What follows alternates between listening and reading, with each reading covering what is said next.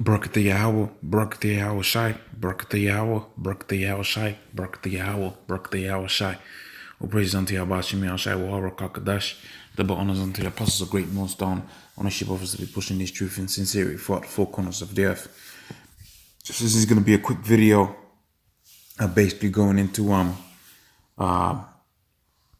signs that 10 dying symptoms of the Roman Empire. Okay, and you're gonna see a lot of similarities between this and America. So let me just start off here within the book of Ecclesiastes, and we can basically build up from there. Ecclesiastes 1:9, it says, the thing that hath been is that which shall be done, and that which shall be done is that which shall be done, and there's no new thing underneath the sun. So pretty much when you check out history, there's a lot of repetitious things within history. A good example is the book of Isaiah, the 13th chapter, which I can get real quick, and I'll go into the article.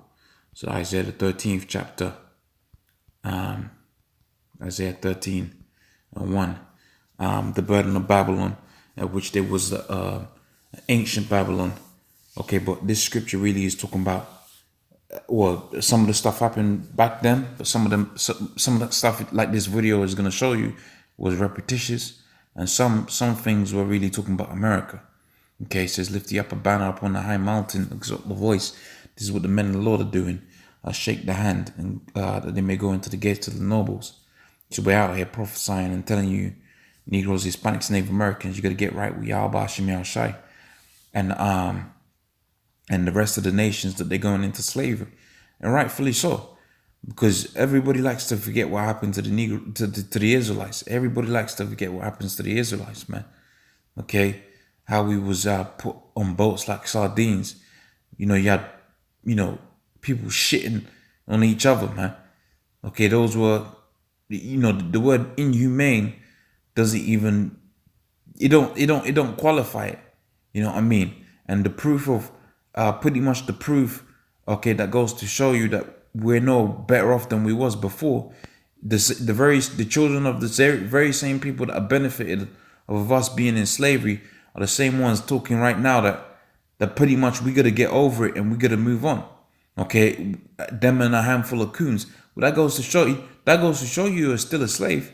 Here it is, you can't have an opinion about the most horrific event within history, okay, because it was dealing with your people. That goes to show you that you're still a slave, man.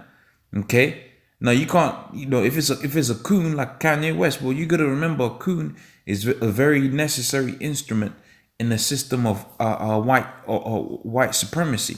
A coon is a very necessary cog in the system of white supremacy. That's why when you had slavery, hardcore slavery, you had what was known as a house nigga, man. Okay, and they was there protecting the master. Okay, but now continue. I mean, that wasn't only their only job, but you get what I'm trying to say here. Okay, so continue. So a coon is a very necessary cog within the system of white supremacy. Okay, but ultimately, all of these nations are gonna go into slavery, regardless of what people feel about that and whatever. Everybody's gonna go into slavery, and then they're gonna be slaves to the Israelites, which are the Negroes, Hispanics, Native Americans. Continuing with the third verse, it says, I've commanded my sanctified ones, I've also called my mighty ones for mine my mighty ones for mine anger, even them that rejoice in my highness. The noise of a multitude, a tumultuous noise, like as a great noise, a tumultuous people. Okay, noise is noise of the kingdoms and of nations gathered together. The Lord of hosts, master of the hosts of battle. This is World War III. This is talking about they come from a far country, even the end of heaven, even the Lord and the weapons of his indignation to destroy the whole land.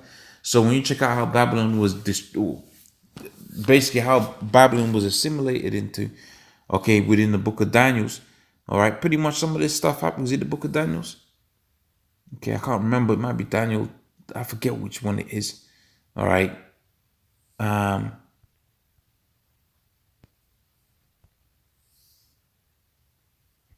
Okay, I think this is.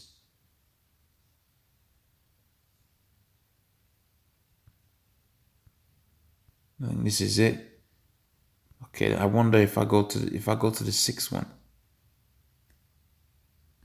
Yeah, so pretty much when you check out this in Daniel 5, okay, all right, this goes into many tekel peret many there we go, many tekel Euphazin.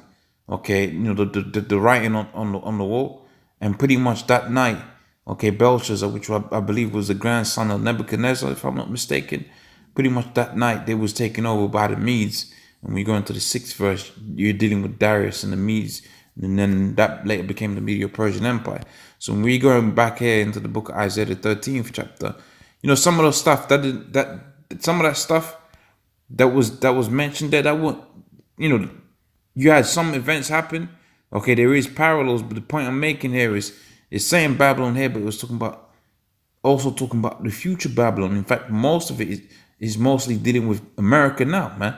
Okay, it's mostly dealing with America now, but obviously some of these prophecies is repetitious. That's why I read that scripture within the book of Ecclesiastes, because we're reading here about what? We're reading here about the dying symptoms of Rome, and pretty much that's that's what's happening out here within America. So I'm just gonna go a few of them.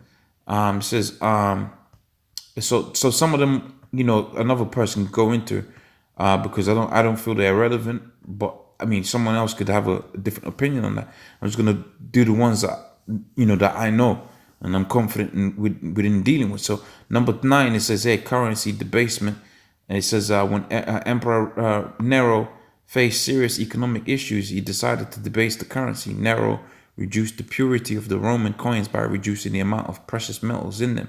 He did this gradually, expecting that the coins would be still accepted for the normal value, but the reduction in purity became noted and followed by inflation. And so what's happening is you have quantitative easing, and that's the same thing. You got the same piece of paper, dollar, saying, and it's not the same value, man. It hasn't got the same buying power. And that's the same thing that happened out there with Rome. I mean, brothers have done videos like this in the past. I think I did a video in the past dealing with this. Okay, but it's a thing that's important, because this is Rome all over again, man. Okay, so how Rome died the first time around is likely to go down in the same way, but this time it's going to be more spectacular, because like the scripture says, okay, that old serpent, which is called the devil and Satan, it ain't gonna exist ever again. Okay, and they got a thing here called number 8, inflation. Okay, the debasement of the Roman coins triggered a severe inflation problems, and that's what you got out here within America, man. Okay, that's what you got out here for America. You got major inflation. Okay, the value of the dollar is just going to nothing, man. Okay, we'll miss out 7. Now this one I think I could deal with. Armies diminishing returns. It says during the times of the Roman Republic and early Roman Empire, the Roman army was supported with the beauty of conquest. Okay, so when you go out there, you conquer particular lands. That's what you get. But with each new region that was conquered by the Romans brought in new land, new slaves to be sold, new taxpayers. When the Romans reached its maximum size, the army activity became largely defensive. There was no beauty or conquest, and that's what's happened to America. They've stretched out as far as Russia's borders, and they're trying to get into Russia and Iran. But pretty much you got a standing army there. They're just not doing anything, man. Okay, so there's a kind of similar parallel in there, not identical, but some kind of parallel there. Okay, continuing. So let me hear.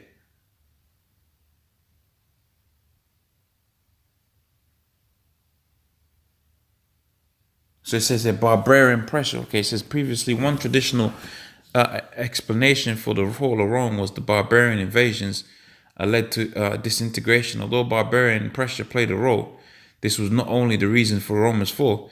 Many waves of barbarian armies weakened both the northern and eastern borders of Rome, gradually shrinking the size of the Roman Empire. Okay, Rome lost Britain in AD 406, and so All right, and so on and so forth. What else does it say? Okay, so that's not relevant to us. All right, what else have we got? All right, the concentration of wealth. It says, although Rome is often depicted as a glorious and advanced nation in the imagination of the general public, social inequality was deeply rooted in Roman society. And it says here the backbone of Roman economy was agriculture. It has been estimated that more than 90% of the late Roman Empire's populations were rural, poor, and endured a precarious existence. And that's what you got out here, man. Okay, pretty much you got it to where, Jake, the Negroes, Hispanics, Native Americans are out there in shacks, okay, and they're working to keep the elite rich. All right, so that's gonna, lead to the fall of this place. Okay, so that's just a handful of similarities. I'm sure there's more. All right, but that's the video for today. With that, I'm gonna say all praises unto Yahweh, Shemi Ashai, Rakakadash. Double honors unto the apostles of Great Millstone, ownership offers to be pushing this truth in sincerity. Shalom.